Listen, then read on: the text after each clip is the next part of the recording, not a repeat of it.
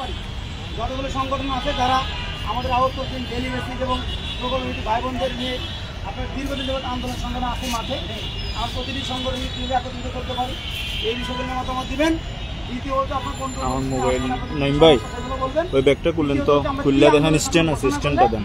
সামনের দিনে আমাদের এটা না ওই পাশের থেকে একটা আছে, ওইটার চেইন অন্য পাশে বলবো। এ পর্যায়ে আজকের যে প্রোগ্রাম মতবিনিময়ের সময় এই মতবিনিময় সভাটি সুন্দর এবং সুশৃঙ্খলভাবে পরিচালনা করার জন্য আমি দায়িত্ব অর্পণ করছি আমাদের বাংলাদেশ সাধারণ সম্পাদক, আমাদের সকলের প্রিয় আন্দোলনের যে মানুষের সবসময় ভূমিকা পালন করে থাকে, আমাদের বাংলাদেশ শিল্পকলা একাডেমিতে কর্মরত সকলের প্রিয় ইকবাল হাসান বাবুকে অনুরোধ করবো আজকের মিটিংটি সুন্দরভাবে উপস্থাপনা করে আপনারা এই সফল করার সাথে সাথে আমাদের ইকবাল বাবু ভাইকে সার্বিকভাবে সহযোগিতা করার জন্য আমি অনুরোধ করতে চাই আমাদের ঢাকা ওয়াসাই কর্মরত বাংলাদেশ কর্মচারী পরিষদের সাধারণ সম্পাদক জানাতুল নাইম ভাই এবং বাণী মিলে কর্মরত আমাদের সকলের প্রিয় খলিল হাওলাদার ভাই, আমাদের সংগঠনের সহসভাপতি এবং আমাদের দপ্তর সম্পাদক আছেন আমাদের সকলের প্রিয় হাওলাদ ভাই এবং সাংগঠনিক সম্পাদক হাবিব সোহেল ভাইকে অনুরোধ করবো আজকের মিটিংটি সুন্দরভাবে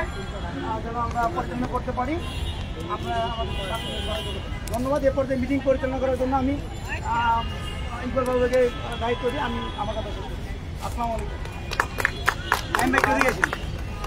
হ্যালো, ধন্যবাদ আজকে সবার সভাপতি এবং সকল প্রিয় সহযোদ্ধা ভাই ও বোনেরা, সর্বপ্রথম আপনাদের ধন্যবাদ। পরে কথা বলি।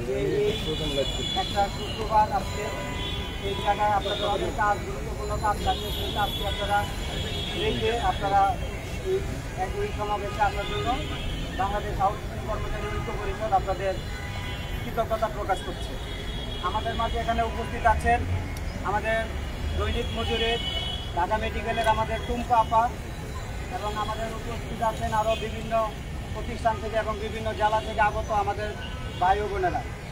আজকের বিষয় হচ্ছে আগামী দিনগুলোতে আমরা কিভাবে আন্দোলন গড়ে তুলতে পারি এবং সেই আন্দোলনের মধ্য দিয়ে যাদের চাকরি চলে গেছে তাদের চাকরি কিভাবে আমরা পুনরায় বহাল করতে পারি সেই বিষয়ে আজকে আপনাদের পরামর্শ নিয়ে আগামী দিনে আমরা কিভাবে ঐক্যবদ্ধ হয়ে একটি বড় মহাসমাবেশের মধ্য দিয়ে বিজয় মিছিল নিয়ে আমরা বাড়ি ফিরতে চাই।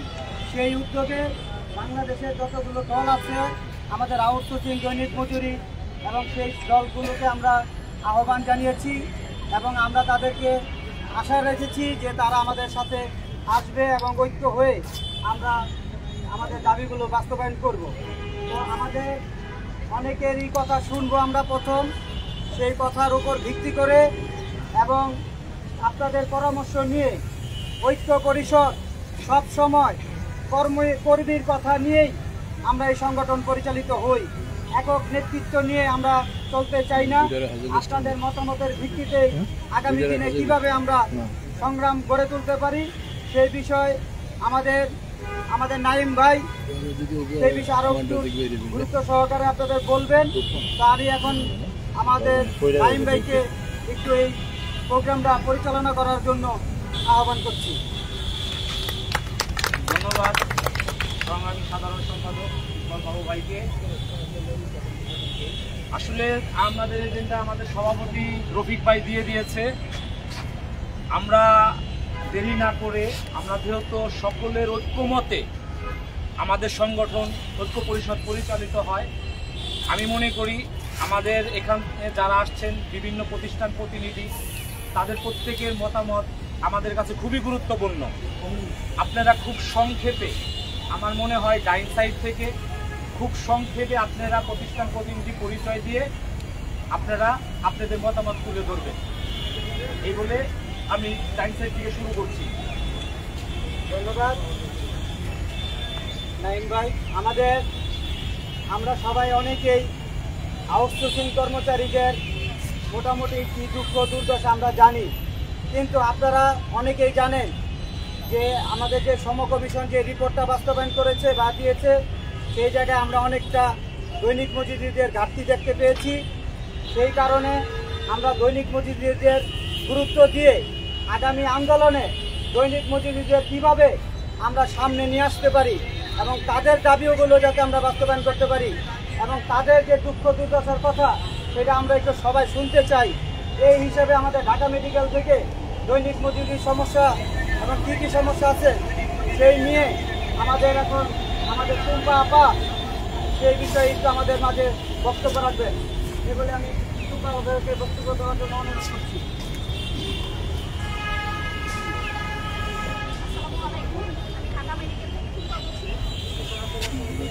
আসলে আমাদের সবারই কিন্তু একই আমরা বৈষম্যের শিকার হয়েছি। 2025-এর যে নীতিমালা তৈরি করা হয়েছে সেখানে আমাদেরকে সবাইকে আউটসোর্সিং করেন, দৈনিক মজুরিতে কর্মচারী করানো প্রভাব করেন, সবাইকে যে একটা বৈষম্যটা দেখানো হয়েছে সেখানে আমাদের দৈনিক মজুরি ভিত্তিক বৈষম্যটা খুবই বিশাল। তারা এখানে আমাদেরকে আউটসোর্সিংকে একটা মানে একটা নীতিমালা দেখাইছে যে তাদেরকে সবকিছু দিয়ে দিয়েছে, কিন্তু আসলে তো সেটা এখনো কার্যকরী হয়েছে কিনা বা তার ফলাফল হয়েছে কিনা আমরা সেটা চাক্ষুষ প্রমাণ পাইনি। তারপরে বলবো যে আউটসোর্সিং এবং আমাদের দৈনিক মজুরি ভিত্তিক যারা আমরা আছি আমাদের মধ্যে দ্বিধাদ্বন্দ্ব সৃষ্টি করার জন্যই এই নীতিমালাটা তৈরি করা হয়েছিল। সেই ক্ষেত্রে আমি বলবো আমরা যারা দৈনিক মজুরি কর্মচারী আছি এবং আউটসোর্সিং এবং প্রকল্প যারা আছি তাদের বিভিন্ন মানুষের মনের ভিতরে বিভিন্ন রকমের প্রশ্ন থাকতেই পারে। সেই প্রশ্নগুলো আমরা দূরে রেখে সামনের দিনগুলোতে আমরা কিভাবে এক হয়ে আমাদের দাবিগুলো পূরণ করতে পারি বা আমাদের দাবিগুলোর জায়গা থেকে আমরা কিভাবে সবাই এক হয়ে সমঝোতার মধ্যে একই ছাদের নিচে দাঁড়িয়ে কাজ করতে পারি, আমাদের সেই লক্ষ্যটাকে নিয়ে সামনে এগোতে হবে। আমরা দল করতেই পারি, আমরা বিভিন্নভাবে বিভিন্ন জনে বিভিন্ন জায়গায় আমরা মত বিনিময় করতেই পারি, কিন্তু সেই মত বিনিময়টা যদি শেষ পর্যন্ত আমরা একই সাথে নিয়ে আসি, সেই একসাথে করে ঐক্য হয়ে আমরা কাজ করি, সে বিশাল একটা ঐক্য হয়ে যাবে। আর কথায় আছে 10-এর বোঝা 1-এর লাঠি। আমরা 10 জনে যখন এক হয়ে যাব তখন কোনো কিছুই আমাদেরকে বাধা দিতে পারবে না। আর আমরা যখন আলাদা আলাদা প্ল্যাটফর্মে চলে যাব, আলাদা আলাদা ভাবে কাজ করার চেষ্টা করব, তখন আমাদের দাবি আদায় তো দূরের কথা, আমাদের কোনো কিছুই হবে না। সেজন্য আমি সকলের কাছে বিনীত অনুরোধ করব, ভাই আপনাদের সবার মনের যত দুঃখ বেদনা সব পিছনে ফেলে রেখে আমাদের সকলের স্বার্থে আমরা সবাই এক হব। এক হয়ে আমাদের যে নৈতিকতা, আমাদের যে দাবিগুলো আছে, আমাদের যে অধিকার আছে, সেই অধিকার আদায়ের জন্য আগামী দিনগুলোতে আমরা রাজপথে থেকে আমাদের দাবি আদায় করে নিয়ে আমরা ভালো একটা সুফলতা নিয়ে ঘরে ফিরতে চাই। ইনশাআল্লাহ আমাদের সুফল হবে। ধন্যবাদ। ধন্যবাদ টুম্পা আপা। আমাদের মাঝে এখন জাতীয় বাহিনী ইউনিটের আমাদের বাংলাদেশ আউটসোর্সিং কর্মচারী ঐক্য পরিষদের সহসভাপতি আমাদের খলিল ভাই, উনি আমাদের অনেক শ্রদ্ধাভাজন এবং ওনার দিক পরামর্শে আমরা সবাই চলার চেষ্টা করি এবং আমাদের খলিল ভাই আমাদের মাঝে এখন বুদ্ধি পরামর্শ দিয়ে কিভাবে আগামী দিনের আন্দোলন গড়ে তোলা যায় সেই বিষয়ে বক্তব্য রাখেন আমাদের খলিল ভাই।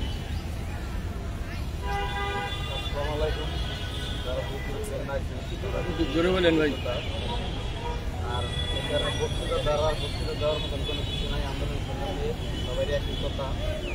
তার ভিতরে আমাদের যে অভিজ্ঞতাটা ছিল, একটা নিশ্চিত সংগঠন ছিল, এই সংগঠনটাকে আমরা যুক্ত করার চেষ্টা করছিলাম। এখন তারা আবার আলাদা হয়ে বিভিন্নভাবে বিভিন্ন প্রভাবটা ছড়াইতেছে। আন্দোলন সংগ্রাম আমরা লড়াই সংগ্রামের দিকে টাকা দিয়ে এই সংগঠনটাকে আমরা নতুন করে করতে চাইছিলাম। বিভিন্ন জায়গা থেকে বিভিন্ন প্রতিনিধি যার নেতৃত্ব যোগ্যতা নেতৃত্ব দিবে সেই সুবাদে আয়োজন কিন্তু আমরা কোনোদিনটা প্রকাশ করি নাই।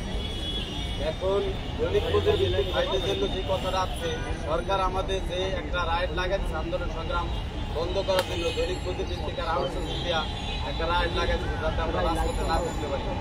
আমাদের পরবর্তী আন্দোলনে দৈনিক মজুরি ফাইটের কথাটা বিশেষভাবে উল্লেখযোগ্য থাকবে। এক আর দ্বিতীয় কথা হচ্ছে চাকরিযুক্ত আর বেতন বকেয়াদের নিয়ে শুধু আন্দোলন করলে সেই আন্দোলন আমরা সফল হতে পারবো না। বেতন বকেয়া চাকরিযুক্ত যারা আছে তাদের থেকে যাদের চাকরি রানিং আছে, যারা বেতন পাইতেছে, আন্দোলন সঙ্গে তাদের ভূমিকা ভালো থাকতে হবে। এই বেতন পায় না 10 মাস 6 মাস 9 মাস সারা বাংলাদেশে এখানে আসতে যাইতেছে, তারা আসা যাওয়া খরচ তাদের কি দেওয়ালে এমনি থেকে গেছে গা। আর যার চাকরি নাই সে আমাদের পিছনে কতদিন করবে? তাদের চাকরি ফিরিয়ে দিতে হইলে, বেতন বকেয়াদের জন্য কাজ করতে হইলে বাংলাদেশ আউটসোর্সিং কর্মচারী ঐক্য পরিষদ বলি, তারপরে ওই কল্যাণ পরিষদ বলি, দৈনিক মজুরি বলি, সংগঠন 10টা হইতে পারে। তা নিয়ে হিংসা করার কি আছে? জাতীয় স্বার্থে আমরা সবাই এক। আমরা এরকমভাবে আন্দোলন করতে চাই, যাদের চাকরি গেছে চাকরি ফিরিয়ে দেওয়ার জন্য, বেতন বকেয়ার জন্য আমি মনে করি আমার জায়গা থেকে সবচাইতে অগ্রাধিকার আমাদের বেশি থাকা লাগবে। তা না হলে একে একে তারা যারা চাকরিচ্যুত হয়েছে আর আমাদের সংগঠন থেকে ছিটকে যাবে। বকেয়া বেতনের জন্য তো তাদের আজকে বাসা বাজারই চলে না। আমরা আন্দোলন সংগ্রাম করলে তারা ঢাকা শহর কেন্দ্র আসবে বারবার ফিরে আসে। এই বলে আমার বক্তব্য শেষ করছি। আমাদের ভূমিকাটা যাতে বেশি থাকে। ধন্যবাদ সলিল ভাই। আমাদের মাঝে এখন বক্তব্য রাখবেন আমাদের কাইয়ুম ভাই। কাইয়ুম ভাই, আপনি আপনার মূল্যবান বক্তব্য দিয়ে আমাদের সবাইকে সহযোগিতা করবেন। কাইয়ুম ভাই কোথায়? আচ্ছা, কাইয়ুম ভাই একটু অনুপস্থিত আছেন। জি, কাইয়ুম ভাই, হ্যাঁ বলেন। আসসালামু আলাইকুম, আমি মোহাম্মদ কাইয়ুম হোসেন, কুমিল্লা মেডিকেল কলেজ হাসপাতাল। আমাদের এখন সমস্যা, খুব রানিং সমস্যা, যেটা এটা হচ্ছে আমাদের 63 জন আমরা রাজস্বতে ছিলাম, 90 জন ছিল আপনার উন্নয়ন খাতে। 90 জনের চাকরি নাই। আরও 8 মাস আগের থেকে পরিচালক বলছে বিনা বেতনে তোমরা কাজ করতে পারো মঞ্চেনে, যখন টেন্ডার প্রক্রিয়া রানিং হবে তখন থেকে তোমরা বেতন পাইবা বা বকেয়াগুলা পাইবা। আর যে 63 জন এখন এটা টেন্ডার হয়ে গেছে, ঠিকাদার আছে, এখন ঠিকাদারের কাছ থেকে আরেক দালাল কিনে নিছে। কিনে নিয়ে সে এখন 63 জনের থেকে আমরা 30 জন রাখছে, 34 জনকে বের করে দিচ্ছে। 34 মধ্যে যারা আমরা মানে হাসপাতাল নেতা আছি বা যারা সংগঠন করছি, সংগঠনের যে মূল সভাপতি, সহসভাপতি, সেক্রেটারি, সাধারণ সম্পাদক যা আছে সবাইকে বের করে দিচ্ছে আমাদেরকে। এবং কি আমরা হুমকির মধ্যে আছি, আরো গুড় ভাঙিয়ে দিব বা মেরে ফেলবে এরকম। এর মাঝে যখন সংগঠন করছি এর মধ্যে অনেক সময় বাইরে আমরা জানাইছি পিস্তল নিয়ে আসছে আমাদেরকে মেরে ফেলার জন্য, তখন আমরা সকলে মিলে প্রতিরোধ করছি। আমরা যে অক্ষরে ছিলাম অক্ষরে নষ্ট করে দিচ্ছে। কিছু দালাল আছে, লোক দেখাইছে, বদ দেখাইছে, দেখে একবার সরে নিচ্ছে। তারপরে এখন আমরা 30-40 জন এখন আমরা আমাদের ঐক্যটা এখন ধরে রাখছি। এখন আমাদের আপনাদের কাছে একটা কর্তৃপক্ষ কেন্দ্রীয় যে কমিটি আছে, কেন্দ্রীয় যে লিডার আমাদের, তাদের কাছে আমাদের একটা চাও, আমাদের চাকরিটা যেন পাই বা আমাদের বেতন বকেয়া, চাকরি পাইলে ইনশাল্লাহ বেতন পাবো এটা আশাবাদী। তো বেতন হয়ে যাবে বলছে এই মাসে, এই সামনের সপ্তাহের দিকে বেতন দিয়ে দিবে, বকেয়া বেতন 63 জনের। এখন আমাদের সমস্যা একটাই, চাকরিটা নাই। চাকরি না থাকলে তো আমরা সংগঠন টিকে রাখতে পারবো না বা এদিকেও আসতে পারবো না। চাকরি থাকলে আমরা রাজপথে থাকতে পারবো, সংগঠনও করতে পারবো, যেখানে ডাকবেন সেখানে আমরা আসতে পারবো। আর আমরা আগামী যে আন্দোলন, যে 12 তারিখে আমরা শুনছিলাম, 12 তারিখে আন্দোলন যদি করেন ইনশাল্লাহ আমাদেরকে জানাবেন, আমরা ইনশাল্লাহ আসবো এখানে। এই বলে আমার বক্তব্য শেষ করলাম। আসসালামু আলাইকুম। ধন্যবাদ কাইয়ুম ভাই। এখন আমাদের রবিউল ভাই, বড় পুকুরিয়া। রবিউল ভাই আমাদের তার মূল্যবান বক্তব্য ও পরামর্শ দিয়ে আমাদের সহযোগিতা করবেন। মোটামুটি 63 জন থেকে আমরা 30 জন নতুন করে চাকরি আমি বক্তব্য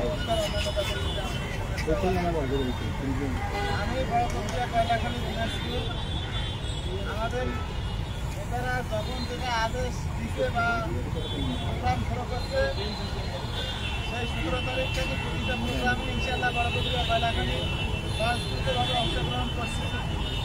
এখনো আশাবাদী, কিন্তু মনে হয় যে খুব ভালো গতিতে চলতেছে। আমার মনে হয় যে এলোমেলো হচ্ছে। এই এলোমেলো হওয়া আবার এই ভালো গতি, এই দুইটাকে আপনারা বসে, এর আগে অনেক বসে বসে আমরা মানে পরামর্শ করে সুন্দর একটা পজিশনে আসছিলাম। আবার আমাদের মধ্যে যদি এই ধরনের ভুল ত্রুটি থাকে, যারা কথা বলতে পারে, যারা গুছিয়ে বলতে পারে, তাদেরকে যেন সামনে রাখা হয়। আর যারা কথা বলতে পারে না বা বেশি বুঝে, তারা যেন সাইড থেকে নেতৃত্ব দেয়।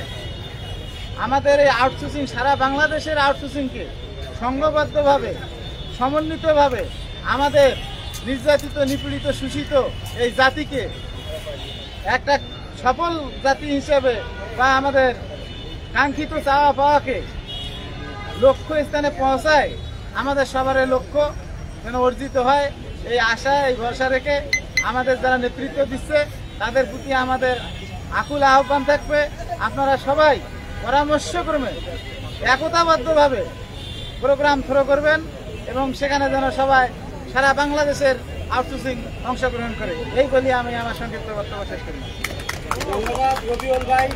বিষয়টা হচ্ছে এই ক্লিপটাতে অনেকে হয়তো পুরো প্রতিষ্ঠানের নাম দেওয়া হয় নাই, তো যদি কেউ বক্তব্য দেন তার পরিচয় এবং তার প্রতিষ্ঠানের পরিচয় এই দুইটা একটু অবগত করবেন, কারণ আমাদের সবার কে কোন প্রতিষ্ঠানে আছি আমাদের একটা পরিচিতি এবং ঐক্য, এবং আমাদের এই যে পরিচিতি হওয়ার একটা কারণ, এই বৈঠকের একটা কারণ হচ্ছে আন্তরিকতা, মান অভিমান ভুলে গিয়ে কিভাবে ঐক্যবদ্ধ হওয়া যায়, কিভাবে রাজপথে আন্দোলন করা যায়। যদি আমাদের ভিতরে মহব্বত প্রেম ভালোবাসা না থাকে তাহলে আমরা আগামী দিনে রাজপথে একসাথে আন্দোলন করতে পারবো না। সেই কারণে এই ঘন ঘন আমাদের যে প্রোগ্রাম আপনারা দেখবেন, একের পর এক কর্মসূচি ঐক্য পরিষদ দিয়ে যাচ্ছে, কিন্তু আমরা কোনো জায়গায় এসির বাতাসে বসে ওই আমলাদের দোসরদের সাথে বসে আমরা কখনো আপোষের কাছে যাই নাই। তাহলে এই মাঝে এখন বক্তব্য রাখবেন আমাদের শাওন ভাই। শাওন ভাই, আপনি আপনার প্রতিষ্ঠানের বক্তব্য দিবেন। ভাই জুড়ে বলেন।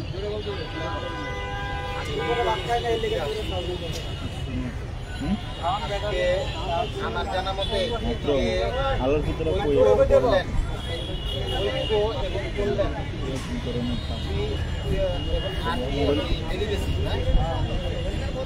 দৈনিক মজুরি ভিত্তিক সবারই একসাথে মিটিংটা উপস্থাপন করার কথা ছিল, ঠিক না? আয়োজনটা এরকমই ছিল। তারা আসে নাই, আর কিসের জন্য আসে না এটা আমার মাথায় খাটে না। কারণ খাটে না কেন, আপনারা কি বুঝতেছেন এটা আমি বুঝি না। তবে আমি যেটা বুঝতেছি যে অল্প কিছু মানুষ যারা অনেক সমস্যায়, মানে বেতন নাই, চাকরি নিয়ে সমস্যা, চাকরিও নাই অনেক প্রতিষ্ঠানে, এই মানুষগুলা আমাদের সাথে এতদিন পরিশ্রম করছে, এদের সংখ্যা ছিল কম। আর আমরা মোটামুটি মানে বেতন পাই, চাকরি মোটামুটি আছে, এই অবস্থার মানুষ এদের সংখ্যা ছিল বেশি। সামনে এই মাসটা শেষ হইলে, বেশি দিন আর নাই, এই মাসটা শেষ হইলে সবার স্তর ওই একই পজিশনে আসবে, কিন্তু কারো ভিতরে কিন্তু ভিকিন নাই। কিসের জন্য এইটা আমি বলতেছি, কারণ সারা বাংলাদেশে প্রায় 6 থেকে 8 লক্ষ, একটা অনুমান করা যায় যে 6 থেকে 8 লক্ষ মানুষ আউটসোর্সিং এর নিয়োগ ভিত্তিতে চাকরি করতেছে। এই 6 লক্ষ মানুষের কান্দাকাটি যদি 2-4 হাজার মানুষও যদি আমরা এক জায়গায় না হইয়া কোনো বড় একটা আন্দোলন না করতে পারি, তাহলে এইটার ফিডব্যাকটা আমরা কি আশা করতে পারি সরকারের কাছ থেকে, ঠিক না? তাহলে এদিকে যদি এখানে গ্রেড ভিডিও আছে, তারপরে আরো কয়েকটা ফেসবুক পেজ আছে যারা খুব ফেমাস আমাদের ভিতরে। আমি হয়তো আনিস ভাইও এই ভিডিওটা দেখতে পারে, আনিস ভাইকেও বলবো এবং এদিকে উপস্থিত রফিক ভাইকেও বলবো যে আপনারা যদি একজন আরেকজনের পাও ধরে আনতে হয়, পাও টিপে আনতে হয়, তাহলে পাও ধরে আনেন আর এই একসাথে হন, কারণ সবাই একসাথে না হইলে আমাদের আন্দোলন সফল হওয়া সম্ভব না। এদিকে রফিক ভাইরও আমরা বিয়া দিতে আসি নাই, আর আনিস ভাইরও আমরা বিয়া দিতে আসি নাই যে আমাদের পছন্দই দেখব। কে কারে পছন্দ করে এটা দেখার সময় নাই, কারণ এটা কোনো রাজনৈতিক দল না, আর রাজনৈতিক দলের কোনো অঙ্গ সংগঠনও না, এটা নিরপেক্ষ নির্দলীয়। এখানে কোনো রাজনীতি চলতেছে না, এদিকে আমাদের পেট নীতি চলতেছে।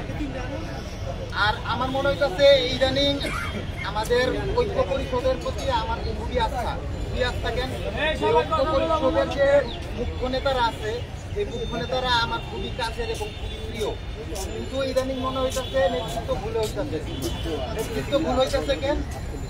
আমাদের এই আন্তর্জাতিক যে মে দিবস, কর্মচারী দিবস, এইদিকে এত বড় একটা আমরা করলাম, সমাবেশ করলাম, র্যালি করলাম, এইদিকে আমাদের পূর্ব পরিকল্পনা যেরকম ছিল যে আমরা স্কোপের সাথে একতাবদ্ধ হয়ে আমরা চিন্ময়ী সম্মেলনের দিকে অগ্রসর হব এবং ডক্টর ইউনূস সাহেব ওদিকে স্বয়ং উপস্থিত আছে। তারপর আমাদের আউটসোর্সিং এর ব্যাপারটা নিয়ে শ্রম কমিশনে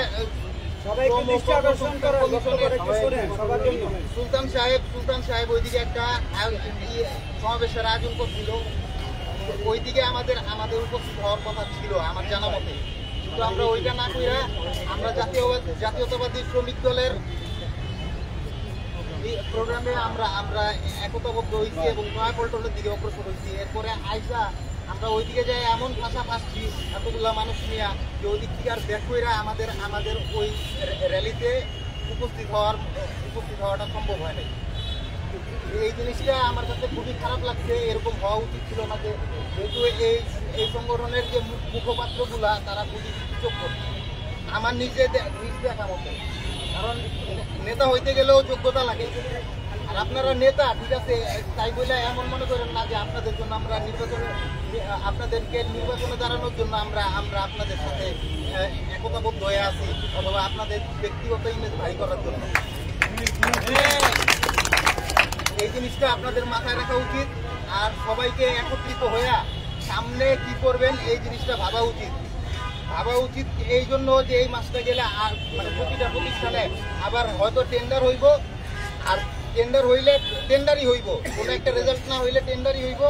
এরপরে কারো চাকরি নিশ্চয়তা থাকবো, কারো থাকবো না। আর যাদের থাকবো তাদেরও আবার নতুন করে ডোনেশন দিয়ে তারপর আবার চাকরি তাকে মুক্ত করতে হবে।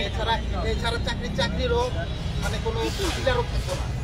এই জিনিসটা আপনারা মাথায় রাখেন আর আমাদের জন্য চিন্তা করেন। আপনাদের ব্যক্তিগত ইমেজের কথা চিন্তা না কইরা আমাদের চাকরির বিষয়টা চিন্তা করেন। ধন্যবাদ। ভাই ওইটা ক্লিয়ার করে দেন। ধন্যবাদ আপনাকে, আমাদের বুদ্ধি পরামর্শ দিয়েছেন, সেটা আমরা পরবর্তীতে আপনাদের এই বিষয়ে ব্যাখ্যা দিব। এখন আমাদের মাঝে বক্তব্য দিবেন আমাদের আমিনুল ভাই। আমাদের অনেক দূর থেকে চলে আসছেন এবং খুব সাংগঠনিক এবং সংগঠনের প্রতি তার অনেক মায়া, সেই বিষয়ে এবং কিভাবে আগামী দিনে আমরা আরও বেশি সংগঠিত হয়ে আমরা এবং আপনার প্রতিষ্ঠানের পরিচয় দিয়ে আপনি আপনার মূল্যবান বক্তব্য সবার উদ্দেশ্যে দিবেন। আসসালামু আলাইকুম, আমি মোহাম্মদ আমিনুল ইসলাম, বস্ত্র পাট মন্ত্রণালয়। আমি বস্ত্র অধিদপ্তরের প্রতিনিধি। তো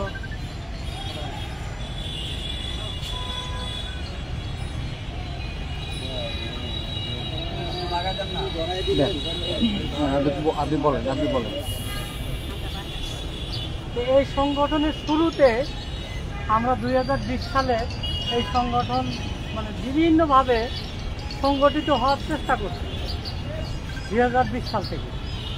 20 সাল থেকে আমরা যখন এই সংগঠন শুরু করি বা বিভিন্নভাবে অনেকের সাথে যোগাযোগ করি, দেখা যায় যে কেউ আসে 2-1 3 জন পিছিয়ে, 4 জন আছে 3 জন পিছিয়ে যায়, 2 জন আছে 1 জন পিছিয়ে যায়। এইভাবে করতে করতে আমরা ভিতরে বিভিন্নভাবে চিঠিপত্র দিয়েছি এবং এই চিঠিপত্র দিতে গিয়েও অনেকে ভয় করে যে চিঠি দিলে না আমার চাকরি। তা আমরা বিভিন্ন ঘাত প্রতিঘাত পার হয়ে এই 5 তারিখের আগেও প্রোগ্রাম হয়েছে, কিন্তু 5 তারিখের পরে আমাদের এই সংগঠনটা শক্তিশালী রূপে প্রকাশ হয়েছে। আর এই প্ল্যাটফর্মে আসার একমাত্র কারণ হলো 5 তারিখের এই পথ পরিবর্তন। আর এই পথ পরিবর্তনের কারণে আমরা একটা সুযোগ পাই যে আউটসোর্সিং বলতে কোনো কথা কোনো মন্ত্রণালয়, কোনো পিয়ন, কোনো ঝাড়ুদারকেও বলা যায় নাই। যদি বলতে গেছি যে ভাই আমাদের একটু হলে একটু স্পেস দেন, তো নো, তোমরা আউটসোর্সিং, তোমরা আমাদের আশেপাশে আসতে পারবে না, কে পিয়ন ওটা ঝাড়ুদার। তারপরেও আমরা সংগঠিত হয়ে এই যে একটা প্ল্যাটফর্মে আছি। এখন আমাদের কাজটা হবে যে সামনের দিকে কীভাবে আন্দোলনকে সামনের দিকে গতিশীল করা যায়, সকল ভেদাভেদ ভুলে আমাদের সুযোগ এটাই, সুযোগ বারবার আসে না, আর এই সুযোগেই আমাদের কাজ করতে হবে। আর আপনারা যত সারা বাংলাদেশ থেকে আসছেন বা মন্ত্রণালয় প্রতিনিধি, জেলা প্রতিনিধি আসছেন, আপনাদের মাধ্যমেই সংগঠিত হয়ে আমরা যাতে বৃহত্তর প্রোগ্রামে যাইতে পারি এবং সরকারকে বলতে পারি যে না, আমরাও আর অবহেলিত নয়। আমাদের একটা প্ল্যাটফর্ম চলে আসছে, আমাদের সংগঠিত হওয়ার সুযোগ আসছে। প্রতিষ্ঠান প্রধানও যাতে বোঝে যাই এদের একটা বড় সংগঠন আছে, এদেরকে তাচ্ছিল্য করলে আমাদের পরবর্তীতে মান সম্মান থাকবে না। আর আমরা চাই যে আমরা আউটসোর্সিং বলে অবহেলিত, আর অবহেলিত সারা জীবন থেকে যাব। বাংলাদেশের নাগরিক হিসেবে আমরা কখনো অবহেলিত থাকবো না। আর এই অবহেলিত না থাকার কারণে সকল প্রতিষ্ঠান থেকে ঝড় তোলেন, প্রতিষ্ঠান প্রধানকে বলেন, তারপরে যারা ম্যানেজমেন্টে আছে তাদেরকে বলেন যে না, আমরা আর আগের মতো নাই। আমাদের একটা সংগঠন হয়েছে, সংগঠনের রেজিস্ট্রেশন হয়েছে, আমরা ট্রেড ইউনিয়নভুক্ত হয়েছি। আর এই ট্রেড ইউনিয়নের মধ্যে আমরা শ্রমিক প্রতিনিধির সাথে যোগাযোগ করেছি। সারা বাংলাদেশের সকল শ্রমিক এবং ঐক্য গঠনের মাধ্যমে আমাদের অধিকার আদায়ে সর্বদা সচেষ্ট থাকবো এবং সকলকে ঐক্যবদ্ধ হয়ে এগিয়ে আসুন। সামনের আন্দোলনে আমরা যাতে অবশ্যই বিজয় নিয়ে ঘরে ফিরি। আর এটাই আমার একমাত্র যে আমরা যে কোনো মূল্যে এই অধিকার থেকে বঞ্চিত হব না। অধিকারকে সামনে নিয়েই আন্দোলন করে যাব। আল্লাহ একদিন আমাদের বিজয় নিশ্চিত করবে। সকলের প্রতি উদাত্ত আহ্বান, আপনারা সকলেই যার যার নিজ থেকে সংগঠনকে শক্তিশালী করেন এবং সামনের দিকে কীভাবে এগিয়ে যাওয়া যায়, বৃহত্তর আন্দোলনে যাওয়া যায় তার ব্যবস্থা করেন। এটাতেই আমাদের বিজয় আসবে ইনশাআল্লাহ। এই বলে আমার সংক্ষিপ্ত বক্তব্য শেষ করছি। ওই যে সাইফুল ভাই, ধন্যবাদ আমিনুল ভাই। ওই যে মুরব্বী লাল লাল আমাদের মাঝে বক্তব্য রাখবেন আমাদের আউটসোর্সিংয়ের এই সর্বপ্রথম আমরা যে দুইজন নারায়ণগঞ্জে বাংলাদেশ আউটসোর্সিং ঐক্য পরিষদ এই সংগঠন ইসমাইল সাহেবের মাধ্যমে আমাদের দুইজন সদস্য এখানে আছেন যারা চাকরি ফিরে পেয়েছে। আমরা এরকম প্রতিদিন আমরা আগামী দিন থেকে আমরা যাতে প্রত্যেকটা মানুষকে চাকরি ফিরিয়ে দিতে পারি এবং সেই বিষয় নিয়ে আমাদের এখন গীতার আপা, আপনি আপনার প্রতিষ্ঠানের পরিচয় দিয়ে হ্যাঁ চাকরি কীভাবে ফেরত পাইছেন বলেন। কাউরে ঘুষ টুস দিচ্ছেন কিনা এটা বললেন।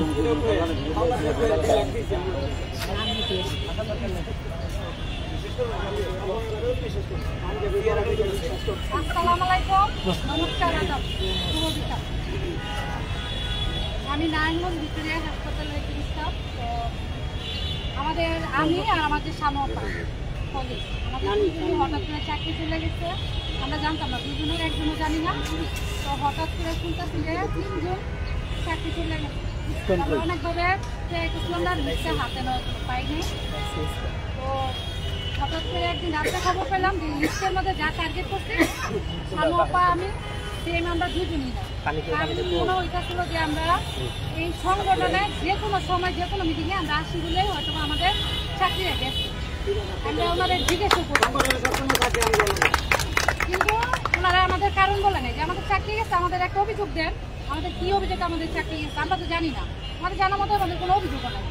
ওনারা বলতেছে আমরাও জানি না। ওয়ার্ড মাস্টার জুনি বলতেছে আমরা জানি না। কি বোন বিশ্বাস জানি না, আমি নিজে জানি না যে তাদের লিস্টের মধ্যে নাম আছে। তো আমি আর সানুপা সিএস অফিসে গেছি। সিএস স্যারের নিজে জিজ্ঞেস করছি যে বলতেছে তোমরা আসছো কেন, যে স্যার আমাদের চাকরি নাই। কোথায় নাই থাকো, আগামী জুন মাসে আবার হবে। স্যার এটা তো কোনো কথা হলো না, চাকরি নেই আমাদের অপরাধ। অপরাধ তোমাদের কোনো অপরাধ নেই, এমনি চাকরি নেই। তো স্যার এখন আমরা কি করবো, তোমরা থাকো, কাজ যেমন আছে অন্য করতে থাকো, রুস্টার যেভাবে ওইভাবেই থাকবে, তোমাদের কোনো এখানে সমস্যা হবে না, তোমরা কাজ করো। তো স্যার কাজ করবো, বেতন হাসপাতাল অবশ্যই আছে, কিছু না কিছু তো পাবে, ওটা দিয়ে তোমরা চলতে থাকো। যে স্যার এটা তো কোনো কথা না, যে আমাদের অপরাধ কি, তোমাদের কোনো অপরাধ নেই। অপরাধ নেই অথচ চাকরিও নেই, এটা কেমন কথা।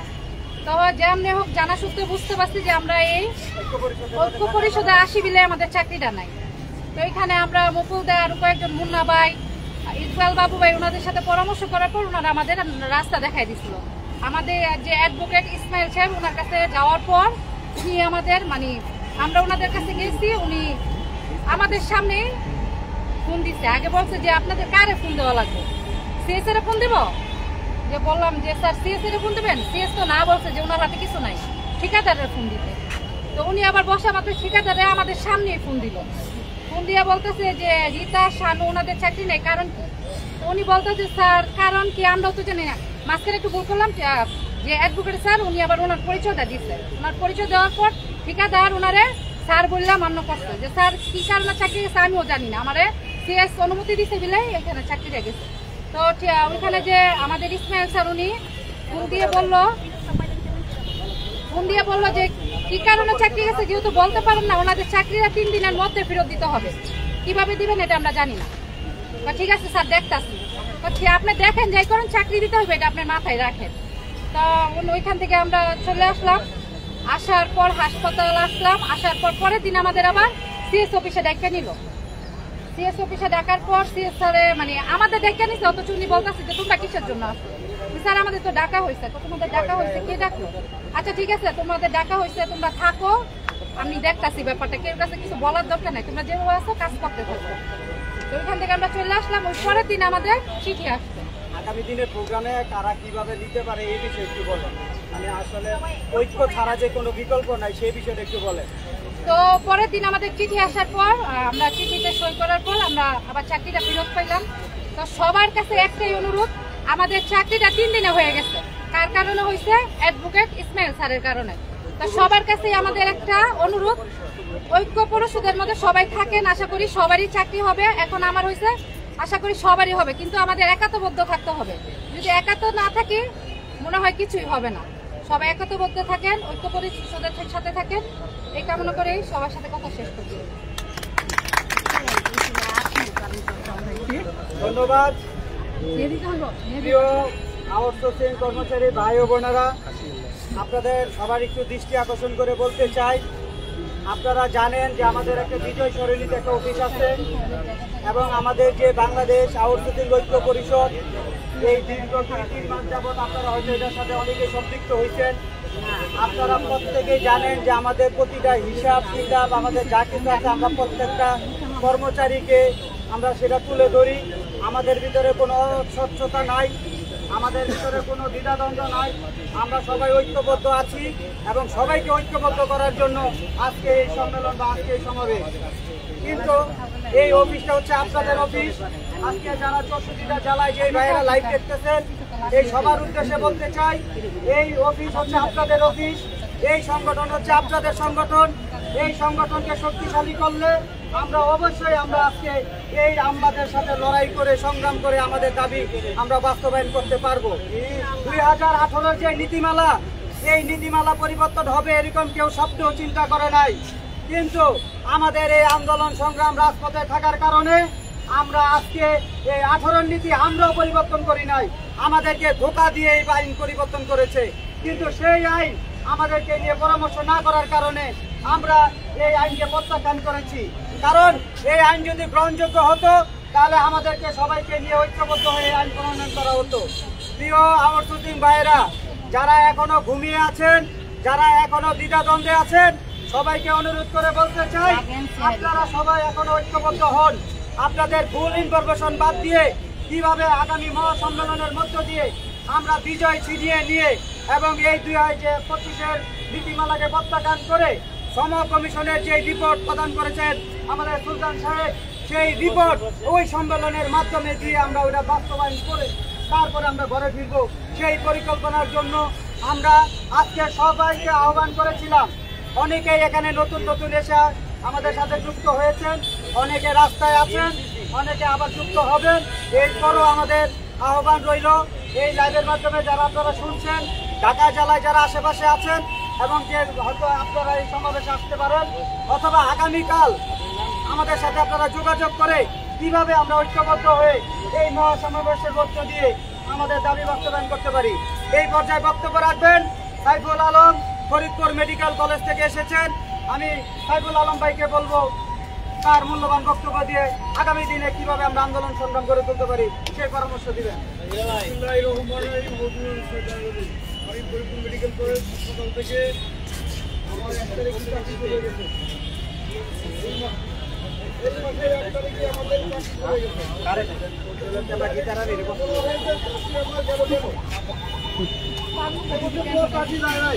কিন্তু আমার 28 তারিখে রোস্টার আছে, 28 তারিখে রোস্টার আছে, কিন্তু গত মাসের 15 তারিখে চাকরি চলে গেছে। কিন্তু তারা বলছে না তোমার চাকরি যায় না, আমার রোস্টার 28 তারিখে রোস্টার আছে, কিন্তু মূলত শুভঙ্করের ফাঁকি। হ্যাঁ, তারপরে বললাম দায়িত্ব সাহেবের জন্য আমার চাকরি গেল, কারণটা কি?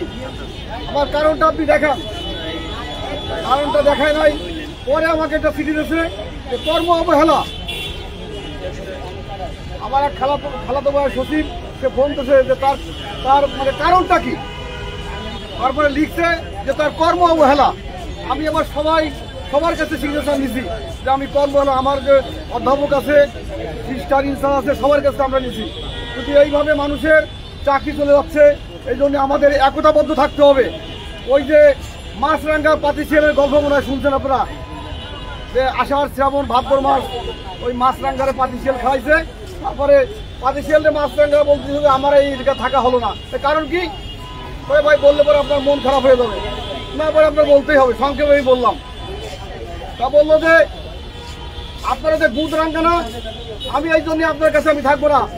এখন পাতিশিয়াল বললো যে ভাই আমি আপনার আষাঢ় শ্রাবণ ভাদ্র খাইছি, কিন্তু আমার বুধের দোষ দিয়ে কেন যাচ্ছেন? এই জন্যই আমাদেরকে দোষ দেওয়া যাবে না, সবাই আমাদের একতাবদ্ধ থাকতে হবে। রফিক ভাই একটা অন্যায় করছে, সেটা আমরা সবাই বসে এক জায়গা হয়ে সেটা সমাধান করতে হবে। কিন্তু আমরা একজনের দোষ দিয়ে চলে গেলাম, ওই রফিক ভাই এ করছে, ওর সাথে আমরা নাই। হ্যাঁ, এই জন্য আমাদের একতাবদ্ধই সব কিছুই আদায় হবে। দেন আমাদের 91 সালে ঈর্ষাদ দেখেন, আন্দোলন ছাড়া কিছু দেয় না, আন্দোলন ছাড়া এই সমাজে আমাদের কিছুই হবে না। এই জন্য আমাদের একতাবদ্ধ থাকতে হবে। সবাই সংগঠন চালাইতে হলে আমাদের পয়সা করেও প্রয়োজন আছে। আমার চাকরি নাই বলে যে আমি দেবো না তা না, সংগঠন চালাইতে হলে সবাই পয়সা কম বেশি সবাইকে দিতে হবে। আমাদের প্রয়োজন হলে আমাদের সপ্তাহে কি মাসিক একটা মিটিং করতে হবে, যে আসেন আমরা সবাই বসি, আমরা প্রয়োজন হলে ফরিদপুর থেকে আসবো, ইনশাল্লাহ চেষ্টা করব। কিন্তু আমাদের মিটিং করতে হবে, আর না আমরা বাসায় ঘুমায় থাকলাম, ও কালকে মিটিং আছে, আরে ভাই যাবানি, একজন এসে বসে থাকলাম, আমরা আসলাম না। কিন্তু আমাদের আসতে হবে, হয় মাসিক মিটিং একটা করতে হবে, আর নয় সপ্তাহে একটা মিটিং করতে হবে। এইভাবে সবাই আমাদের একতা থাকতে হবে। ওই অন্য অন্য দৌড় দিয়ে এই আন্দোলন সংগ্রাম মানে এইসব দাবি আমাদের আদায় হবে না। সবার একতাবদ্ধ থাকতে হবে, একজনের দৌড় দিয়ে মানে দাবি আদায় হবে না, এর দোষ তার দোষ। কিন্তু আমাদের প্রতিষ্ঠানে একজনের একটা সমস্যা হলে সেখানে সবার দায়িত্ব হবে একতাবদ্ধ। যেহেতু আমাদের একটা ইউনিয়ন করছে, একটা জায়গা করছে, সেখানে আমরা যে নালিশ দিতে পারবো। এই জন্য আমাদের একতাবদ্ধ থাকতে হবে। একজনের দোষ দিয়ে সেরে আপনার মানে যদি আমাদের অন্যায়টা একটা অন্যায় করে যদি সবাই যায় এটা যদি একভাবে ধরে, তাহলে আমার চাকরি দায়িত্ব পারবে না। আমার আজকে আমার কাছে, কালকে আর একজনের যাবে, এমনি দায়িত্ব তাহলেই থাকবে। আমাদের একতা নাই, এই দায়িত্ব তাহলে আছে। যেহেতু আমার 28 তারিখে আমার রোস্টার হয়েছে, কিন্তু আমার 15 তারিখে চাকরি নাই। বারবার বলে সত্য, সে তারা বলছে যে না তোমার চাকরি নাই, চাকরি আছে, চাকরি আছে। তারপরে আমাকে বলছে যে, তারপরে দেখি যে আমার ফটকির একটা কাগজ দিয়েছে, এটা কি হলো? ডাইরেক্ট ট্যাক্সের পর কি যে তুমি এমন সে তোমার সাথে আমার কোনো কথা নাই, এও সামনে বলা হয়েছে, এও সামনে তোমার চাকরি তো আছে, চাকরি তো আছে। এই জন্যই আমি বক্তব্য সংক্ষেপে বললাম, কিন্তু আমাদের একতা থাকতে হবে। আমি যেন ফরিদপুর মেডিকেল কলেজ হাসপাতাল থেকে আসছি, এরকম সবার একতাবদ্ধ থাকতে হবে, বুঝছেন? আমার যে সমস্যা হয়েছে আপনার সবার দেখতে হবে। ভাই মধ্যে বিপদ থাকে, কিন্তু সেটাই বাদ দিয়ে আমাদের একতাবদ্ধ হবে। এই বলে আমার বক্তব্য শেষ করছি। সবাই ভালো থাকেন, সুস্থ থাকেন, এই কামনা করে আমার বক্তব্য শেষ করি। আসসালামু আলাইকুম। ধন্যবাদ সাইফুল আলম ভাইকে। আপনি এই শুক্রবারের দিন আপনারা ফরিদপুর মেডিকেল কলেজ থেকে এসেছেন। আশা করি সারা বাংলাদেশের যে ভাইদের চাকরি চলে গেছে তাদের উদ্দেশ্য করে বলতে চাই, প্রিয় ভাইরা আমার, আপনারা হতাশ হবেন না, আপনারা কাউকে কোনো ঠিকাদারকে ভয় পাবেন না। আমরা ঠিকাদারকে অলরেডি শরীরে ধরে দিচ্ছি, কয়েকদিন পর টাইফয়েড হয়ে কাঁপুনি জ্বর উঠে যাবে। আমাদের ঐক্যবদ্ধ হতে হবে। এই ঐক্যবদ্ধ হওয়ার জন্য আমরা কন্টিনিউ পরিকল্পনা করে যাচ্ছি, কিভাবে আমরা ঐক্যবদ্ধ হয়ে এবং এই ঠিকাদারের কথা বাতিল করে আমরা আমাদের দাবি বাস্তবায়ন করতে পারি। এবং সকল ভাইদের বলবো, আপনারা প্রত্যেকে আপনাদের জেলায় জেলায় গিয়ে সুসংগঠিত করে তাদেরকে বুঝ দিবেন যে আপনারা একা না, বাংলাদেশের সকল আউটসোর্সিং কর্মচারী আমাদের পাশে আছে। সেই চিন্তা করবেন, সেই চিন্তার মধ্যেই আমরা আমাদের এই মুক্তির এবং পথ আমরা খুঁজে পাবো। এই পর্যায়ে বক্তব্য রাখবেন আব্দুল রাজ্জাক ভাই, ওয়াসার থেকে আমাদের বক্তব্য রাখবেন আব্দুল রাজ্জাক ভাই। আব্দুর রাজ্জাক রাজু ওয়াসা।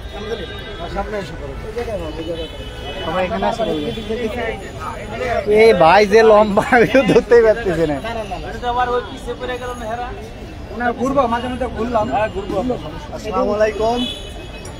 আজকে এই অনুষ্ঠবের জন্য মানে বাংলাদেশ আউটসোর্সিং কর্মচারী ঐক্য পরিষদ ব্যানারের থেকে আমাদের সভাপতি সাহেব রফিকুল ইসলাম সাহেব এবং ইকবাল বাবু ভাইকে অনেক ধন্যবাদ জানাচ্ছি যে আজকে সুন্দর একটা পরিবেশে সারা বাংলাদেশের সমস্ত প্রতিষ্ঠানের প্রতিনিধিদেরকে একত্রিত করছে। আসলে এখানে বলার মতন কিছু আছে কিনা আর বলবো, আমাদের যে কষ্ট করে সবচাইতে বড় কথা হলো যে আমাদের যে আউটসোর্সিং যে প্রথাটা, আমরা ঠিকাদার বিলুপ্তর মুখে যে আন্দোলনে রাজপথে নামছি, হয়তো 5ই আগস্টের পরে আমরা বিভিন্ন আন্দোলন করছি, সরকারের সাথে অনেকবার বইছি, অনেক আমাদের আশ্বাস প্রশ্বাস দিয়েছে। আসলে আমাদের এখন একটা মাত্র আশ্বাস নেই, আমরা আসছি এবং একটাই দাবি যে এই ঐক্য পরিষদের সভাপতি এবং সেক্রেটারির উদ্দেশ্যে একটা কথাই বলবো যে সারা বাংলাদেশের থেকে আজকে যে প্রতিনিধিগুলো আসছে আপনাদের মুখের তো তাকাইয়া, এই ব্যানারের তো তাকাইয়া, তাদের সেই দুঃখ দুর্দশার মানে দাবি সমসংস্কার অলরেডি সরকারের কাছে উপস্থাপন করছে, সেটাকে বাস্তবায়নের জন্য যেন দ্রুত একটা ব্যানারে সামনে আন্দোলনটাকে কিভাবে সুসংগঠিত করে আমাদের এই প্রস্তাবিত যে দাবিগুলো উপস্থাপন করছে, সেখানে আমাদের আউটসোর্সিং দিনমজুরি, দৈনিক দিনমজুরি এবং প্রকল্পদের তাদের চাকরিটাকে একটা নিশ্চয়তা থাকে, চাকরির একটা নিশ্চয়তার লক্ষ্যে আপনারা অতি দ্রুতই সমস্ত ব্যানারটাকে এক করে একটা জাতীয় ঐক্য তৈরি করে আমাদের একটা দ্রুত একটা আন্দোলনের দিক নির্দেশনা দিবেন। আমার মনে হয় যে সবাই বুঝতে পারছে প্রত্যেকটা প্রতিষ্ঠানের এত গরম এই শুক্রবারের মধ্যে কষ্ট করে আসার একটাই উদ্দেশ্য আপনাদের মুখের দিকে তাকায় আছে যে অতি দ্রুত আপনারা সবাই এক হয়ে অতি তাড়াতাড়ি মে মাসের মধ্যেই একটা মহাজোট ঐক্য গঠন করে আপনারা একটা ব্যানারে সারা বাংলাদেশ আউটসোর্সিং দিনমজুরি এবং প্রকল্প যে অবস্থা প্রতিষ্ঠানগুলো আছে তাদেরকে একত্রিত করে দ্রুত আমাদেরকে দাবিটাকে বাস্তবায়ন করার জন্য আপনারা সুসংগঠিত হবেন। এবং এই সাথে আপনাদের যে দিক নির্দেশনাগুলো থাকবে, আমাদের যাদের চাকরি চলে গেছে ইতিপূর্বেই হয়তো আমাদের ঐক্য ব্যানারের থেকে আমাদের সেক্রেটারি সাহেব, সভাপতি সাহেব অনেক প্রতিষ্ঠানের চাকরি আমাদেরকে হয়তো ফেরত দিয়েছে, তার দৃষ্টি আজকে দেখলেন যে আমাদের 2জন আপা আসছে, তাদেরকে চাকরি ইতিপূর্বে ফেরত দেওয়া হয়েছে এবং আমাদের সেই কাজগুলো দিনরাত 24 ঘন্টায় করছে আমাদের সভাপতি, সেক্রেটারি সাহেব এবং ঐক্য পরিষদ ব্যানার থেকে এই কাজগুলো চলছে। এবং আমরা চাচ্ছি এর সাথে সারা বাংলাদেশের যে 6 থেকে 7 লক্ষ আউটসোর্সিং দিনমজুরি এবং প্রকল্প কর্মচারীরা আছেন, তাদের একটাই দাবি, তাদের ঠিকাদার মুক্ত করে চাকরির একটা নিশ্চয়তা প্রদান করে এদেশে তাদের সুশৃঙ্খল শান্তিভাবে তাদের দিন যাপন করতে পারে। এবং এই আশা আপনারা গুরুত্ব সহকারে সবাই দেখবেন। এবং আমার মনে হয় যে এখন আর ঘরে বসে থাকার টাইম নাই। আমি ঢাকা ওয়াসার পক্ষ থেকে বলছি, আমাদের ওয়াসার 2700 কর্মচারী আপনাদের মুখের তোরে এই আউটসোর্সিং ব্যানারের ঐক্য পরিষদের মুখের তোরে তাকায় আছে। যখন আপনারা ডাক দিবেন, আমি মনে করি যে ঢাকা ওয়াসা সর্বসম্মতভাবে আপনারা ইতিপূর্বে 1 মেতে দেখছেন এবং এখন যে কোনো মুহূর্তে আপনারা যখন ডাক দিবেন তখন ঢাকা ওয়াসার 2700 আউটসোর্সিংয়ের পক্ষ থেকে আমি বলছি যে তারা তাদের দাবিটাকে বাস্তবায়নের জন্য রাজপথে দ্রুত চলে আসবে। এবং আমি মনে করি যে আউটসোর্সিং কোথায়, এখানে ঢাকা ওয়াসার কথা একটু উল্লেখ করি যে আসলে অন্যান্য আউটসোর্সিংয়ের মতন আমাদের আউটসোর্সিংটা একটু ভিন্ন আছে। আমাদের কিন্তু আসলে চাকরি যাচ্ছে না, তারপরেও বেতনের সমস্যা নাই, তারপরেও আমরা এখানে আছি। কেন আছি? জাতীয় ইস্যুতে আছি। আমি মনে করি যে আজকে ঢাকা ওয়াসা এখানে ঢাকা কেন্দ্রতে আছে, আজকে আমরা যদি 2700 লোক আপনাদেরকে সহযোগিতা মানে রাজপথে সহযোগিতা করি বা আসি, আমাদের দেখে আরও 5টা প্রতিষ্ঠানের লোকজন ঐক্যবদ্ধ হবে। এতে হবে কি, সারা বাংলাদেশের যে 6 লক্ষ নির্যাতিত আউটসোর্সিং দিনমজুরি এবং প্রকল্প ভাই বোনেরা আছেন, নির্যাতিত হচ্ছেন, হয়তো তারা মানে একসঙ্গে চলে আসবেন এবং যখন আমরা এক প্ল্যাটফর্মে আসতে পারবো তখন হয়তো আমাদের দাবিটাকে সরকার মেনে নিতে হয়তো বাধ্য হবে। তো আমি মনে করি যে এখন আপনারা যারা দূর দূরান্ত থেকে চলে আসছেন, প্রত্যেকটা প্রতিষ্ঠানের ভাই, আপনারা কন্টিনিউ আপনাদের প্রতিষ্ঠানকে একত্রিত করেন। অতি দ্রুতই হয়তো আমাদের যারা সভাপতি, সেক্রেটারি বা ঐক্য পরিষদের যেসব নেতৃবৃন্দ আছে, তারা একটা দিনরাত মানে পরিশ্রম করে একটা পরিকল্পনা বাস্তবায়নের জন্য এবং সামনে অচিরেই একটা বৃহত্তর মহা ঐক্যজোট করে একটা আন্দোলনের প্রস্তুতি নিচ্ছে। সেই ক্ষেত্রে অন্যদের সাথে আমরা যোগাযোগ করার চেষ্টা আছি এবং উন্মুক্ত আমি এই লাইভে বলতে চাচ্ছি যে আমাদের এখানে যারা অন্য ব্যানার আছেন তাদেরকেও আমরা সাদর আমন্ত্রণ জানাচ্ছি। আপনারা আসেন, আপনারা আমাদের সাথে বসেন বা আপনারা ডাকেন, আমরা বসে কিভাবে এই 6 লক্ষ লোকের আন্দোলনটাকে একসঙ্গে আমরা দাবিটাকে সরকারের কাছে মানে পৌঁছা দিতে পারি। সেই ক্ষেত্রে আর কোনো ভেদাভেদ না রেখে, কোনো ভেদাভেদ নেতা নেতৃত্ব কোনো পদ পদবীর অপেক্ষা না করে আপনারা যার যার ব্যানার থেকে হোক, আপনারা একটা জাতীয় ঐক্যর মাধ্যমে আমাদের এই 6 লক্ষ আউটসোর্সিংটাকে একত্রিত করে অতি দ্রুত মে মাসের মধ্যে একটা মহা সমাবেশ ডাকার আয়োজন করবেন। এটা বলেই আমি আমার বক্তব্য শেষ করছি। ধন্যবাদ। ধন্যবাদ রাজু ভাই। আপনারা একটু খেয়াল করে দেখবেন সবাই, ঐক্য পরিষদে আমাদের নতুন নতুন নেতা তৈরি হচ্ছে। আর আমাদের যারা মনে করে যে বাংলাদেশের আউটসোর্সিংয়ের আমি একজন পিতা, আমি একজন মাতা, আর বাকিগুলো আমাদের কোনো সন্তান না, তাহলে কল্যাণ কিন্তু ঐক্য। ঐক্য সবসময় দেখবেন মানুষকে কথা বলার অধিকার দেয়, মানুষকে ঐক্যবদ্ধ করার পরামর্শ দেয়।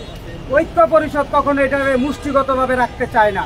তো সবাই একটু যখন বক্তব্য দিবেন, সবাই 1 মিনিটের বেশি বক্তব্য দিবেন না, কারণ আমাদের বিভিন্ন প্রতিষ্ঠান এখানে দূর দূরান্ত থেকে আসছে, তাদের অনেক দুঃখ দুর্দশা আছে, সেটা আমরা প্রত্যেকেই জানি। প্রত্যেকটা মানুষ এখানে অনেকে উপস্থিত আছেন, কেউ একজন বলতে পারবেন না যে সভাপতি এবং সাধারণ সম্পাদক মোবাইলে ফোন করছেন, কিন্তু আমরা ফোন ধরি নাই। রাত 4টা বাজেও আমরা আপনাদের পরামর্শ বুদ্ধি দেই এবং সুপরামর্শ দেই, এবং বিভিন্ন ধরনের বিপদ আপদে আমরা যেভাবে সহযোগিতা করা যায় প্রশাসন থেকে শুরু করে আমরা সর্বক্ষেত্রে সহযোগিতার মধ্য দিয়ে আছি। তো এই পর্যায়ে আমাদের মাঝে বক্তব্য দিবেন আমাদের সাইফুল ইসলাম ডিএনসিসি থেকে। সেই ভাইকে বলবো সংক্ষিপ্ত বক্তব্য দিয়ে এবং বুদ্ধি পরামর্শ দিয়ে আগামী দিনে কিভাবে আমরা কর্মসূচিতে অংশগ্রহণ করতে পারি। ধন্যবাদ।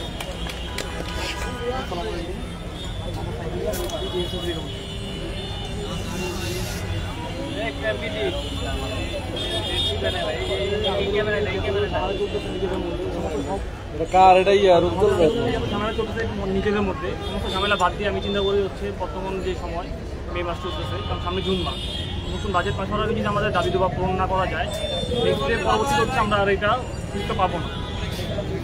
এটাই এখন সুযোগ, এই মুহূর্তে যত দ্রুত সম্ভব আমাদের আন্দোলনের মাধ্যমে আমাদের দাবিগুলো পূরণ করা। তো নিজেদের মধ্যে ভেদাভেদ না রেখে সবাই একত্রিত হয়ে আন্দোলনে আসি, আর জোরদারভাবে একটা বড় সড়ো আন্দোলন করি।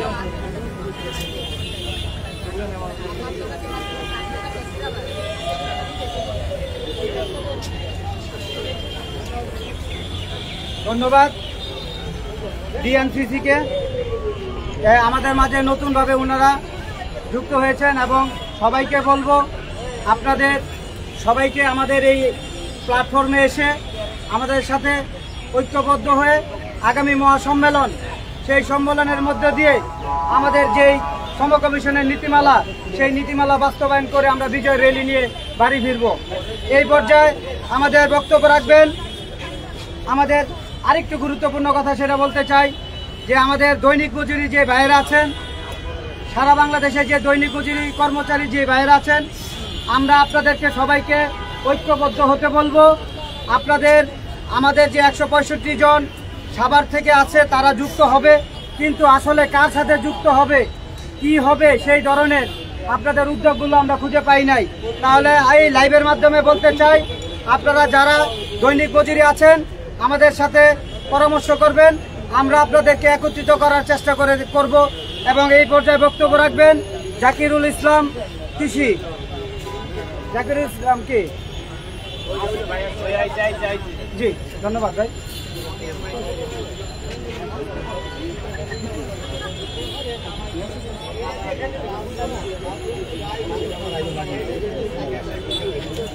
সালাম।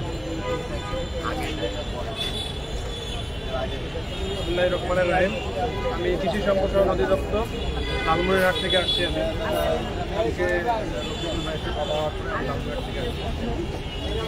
প্রথমে আমি জানাইতে চাই যে আমাদের এই ঐক্য পরিষদে যদি কোনো প্রতিষ্ঠানে কারো চাকরি চলে যায়, সেক্ষেত্রে আমার মনে হয় আমাদের যে এই ঐক্য পরিষদ আছে, কেন্দ্রীয় সমন্বয় কমিটি আছে, সবাইকে ঐক্যবদ্ধ হয়ে সেই লোকগুলোর পাশে দাঁড়ানো এবং তাদের সমস্যা তাদের দপ্তরে কথা বলে সমাধান করতে হবে। কারণ আমরা আন্দোলন করে গেলাম, আমাদের 1 2 3 করে চাকরি চলেই যাচ্ছে, কিন্তু আসলে পদক্ষেপ না নিলে কিন্তু এটার কখনো শুরু হবে না। মাঠ পর্যায়ে আমরা আছি, মাঠ পর্যায়ে আন্দোলন করব, কিন্তু আমাদের যাদের চাকরি চলে যাচ্ছে তাদের সেটা সমাধান করার জন্য আমাদের কেন্দ্রীয় সমন্বয় কমিটি সেখানে উপস্থিত হতে হবে, সেখানে যাইতে হবে, কথা বলতে হবে, আমাদের চাকরি নিশ্চিত করতে হবে। এবং আমাদের যদি এটা বিশাল আকার ধারণ করতে যায় সেক্ষেত্রে আমাদের জেলা পর্যায়ের যে সমন্বয় টিম থাকবে তাদেরকে একটু সপ্তাহে মাসে প্রতিটা দপ্তরকে নিয়ে একটু ছোটোখাটো মিটিং হলেও করতে হবে। এটা একটু সবাই আমাদের কেন্দ্রীয় সমন্বয় কমিটি যদি তাদের সাথে একটু যোগাযোগ করে এই ব্যবস্থাটা করে দেয়, হোক জুম মিটিং অথবা সরাসরি যেভাবে পাক তারা যদি সমন্বয় করে মিটিংগুলো করে তাহলে মনে হয় জেলা পর্যায় থেকে আমাদের পরবর্তী এই আন্দোলনের লোক অনেক বেশি নিয়ে আসা যাবে। এবং বিভাগীয় যদি একটা টিম করে দেয়, বিভাগীয় টিম থাকলে জেলা টিমগুলোকে তারা মনিটরিং করবে, মনিটরিং করার পরে এরপর আস্তে আস্তে আমাদের লোকগুলো মানে আমাদের তো আন্দোলন করতে গেলে ভাই লোক লাগবে, আমাদের অনেক লোক নিয়ে আসতে হবে, জেলা পর্যায় থেকে লোক নিয়ে আসতে হবে, আমাদের দৃঢ় আকার ধারণ করতে হবে এই আন্দোলনকে, তাহলে না আমরা শুরু করি। আমরা তো আমাদের নিজের চাকরির জন্য আন্দোলন করতেছি, আমরা তো অন্য কারো চাকরির জন্য আন্দোলন করতেছি, তাহলে আমাদের নিজেদের আসতে এত সমস্যা হয়। আমরা আসলে আমরা সবাই বুঝি যে ও তো গেছে ও আন্দোলন করবে, আমরা চাকরি নিজের চাকরির জন্য ভাই নিজেরাই আন্দোলন করতে না চান, অন্য কেউ কি আন্দোলন করে আপনার চাকরি বাঁচায় দেবে? আমি মানে মূলত হলো যে আমাদের যদি কারো চাকরি চলে যায় সেক্ষেত্রে শুধু আমি কেন্দ্রীয় কমিটিকে একটু অনুরোধ করব যে তাদের পাশে দাঁড়ানো এবং কেন্দ্রীয় সমন্বয়ের টিমটা যদি তাদের দপ্তরে এবং আমাদের তো একটা অভিযোগ জানানোর একটা জায়গা আছে, সে জায়গায় বলে যদি তার চাকরিটা ফিরানো যায়, আমার মনে হয় যে সে নিজের থেকে আগ্রহ হয়ে আরো 10,000 লোক নিয়ে আসবে এবং আপনাদের এই আন্দোলনে যোগ দেবে। আমাদের যেমন আমাদের একটা প্রকল্প চলতেছে কৃষি যান্ত্রিকরণ প্রকল্প, এখানে আমি যতটুকু জানা পিডি সাহেব মেকানিক পদ আছে, এইখানে 34 কাজ করে, সম্ভবত উনি আরো 1 বছর প্রকল্প পাচ্ছে, উনি এই মেকানিক পোস্ট মানে লোকগুলোকে বাদ দেওয়ার একটা সিস্টেম করছে, মেকানিক পদটাকেই বাদ দিয়ে সে 200 জন লোক নিয়ে আমার কাজ করছে। সেই আমি সমন্বয় কমিটিকে জানাই দিলাম, আমি কিন্তু আমরা কৃষি চাকরি করি, যদি এই ধরনের চলতেছে তোরা চলো তাদের সাথে এই ধরনের ব্যবহারটা করে আপনাদের একটু আমরা যদি প্রত্যেকটা অধিদপ্তরেই আমাদের লোক আমাদের যারা আছে ভাইরা বোনরা তাদের যদি চাকরি চলে যায়, আমরা যদি সমন্বয় কমিটি সেখানে মুভ করি, আমার মনে হয় পরবর্তীতে ঠিকাদার হোক পিডি হোক যেই হোক এই সাহসটা পাবে না যে আমি ওই ভাইটাকে ওই লোকটাকে আমার চাকরি তুলেছি। আপনাদের কাছে আমার বিশেষ অনুরোধ থাকবে, আমি প্রতিটা আপনাদের মিটিংয়ে আমি জানা মাত্র প্রতিটা মিটিংয়ে আসবো, এর আগেও আন্দোলনে আসছি, আমি কথা দিলাম আমার জেলা লালমনিরহাট থেকে আমি চেষ্টা করব সবাইকে নিয়ে আসার জন্য, কিন্তু আপনাদেরকেও কথা দিতে হবে, আমাদের যদি কোনো ভাইয়ের চাকরি যায় সেটা আপনাদের কেন্দ্রীয় সমন্বয় কমিটি এটা মুখ করতে হবে, তাদের চাকরির নিশ্চয়তা দিতে হবে। ইনশাল্লাহ আমরা আন্দোলনকে বিশাল আকার ধারণ করব, শুধু আমি না 64টা জেলায় আপনাদের পাশে থাকবে, কিন্তু তাদের চাকরি আপনাকে নিশ্চয়তা দিতে হবে, তাদের চাকরি চলে গেলে সেটা আপনাদেরকে মুখ করতে হবে, যত বড়ই ইয়ে হোক আপনাদের সেটা সমন্বয় করে লিখতে হবে। এই বলে আমি আমার বক্তব্য শেষ করছি, আপনাদের সবাইকে ধন্যবাদ। ভাইরা আপনারা একটু সবাই শান্ত পরিবেশে থাকবেন, অনেকেই আপনাদের সাউন্ড করতেছে।